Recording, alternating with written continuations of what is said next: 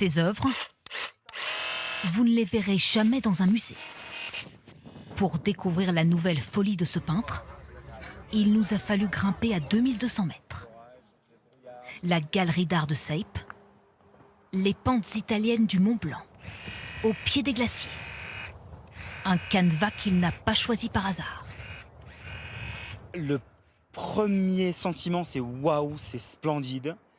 Et à la fois, waouh, c'est super fragile. Parce qu'on voit en bas, il y a une chapelle qui doit être 400 ou 500 mètres en dessous.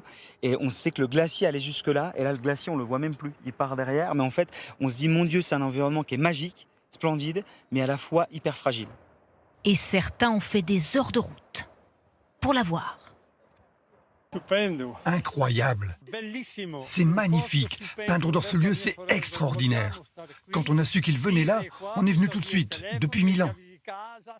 La nature, c'est notre bien le plus précieux. Il faut la respecter. Avec ses fresques géantes, cet ancien infirmier gériatrique né à Belfort a conquis le monde. Au bord du lac Léman, dans le désert, sur les eaux de Venise, des jardins de New York, à la pelouse du Champ de Mars. Son défi, capter les regards, alerter, faire rêver aussi. Ça fait un écho à nos existences. Qu'est-ce que tu laisses comme trace ? On est invité à un moment donné pour une période donnée sur la Terre. Qu'est-ce que tu laisses comme trace ? Et en fait, je trouve qu'on travaille pour ça, il résume assez bien cette image-là.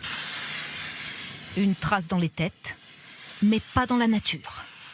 Pour cela, il a inventé sa propre peinture. De la craie et du charbon, biodégradable. Et le décor impose ses règles. Je dois me battre contre moi-même, je dois me battre contre les éléments et le temps, parce que finalement, on navigue dans un endroit où il va y avoir du brouillard, de la pluie, du vent, etc. Et il faut savoir que je ne peux pas faire une erreur. C'est-à-dire que quand la ligne est faite, je ne peux pas, c'est tout bête, mais je ne peux pas enlever l'air pour en remettre. Pour les randonneurs qui parcourent le massif du Mont Blanc, le message interpelle. Ça nous montre à quel point ce monde que nous partageons tous est beau. Cette mère et sa fille, c'est tout un symbole. Moi, en tant que mère, ça me rappelle qu'il faut que j'en prenne soin pour elle. Ça nous prouve que tout est encore possible. Avec le vent, la pluie, ces œuvres ont une durée de vie de 3 semaines. Créées pour disparaître.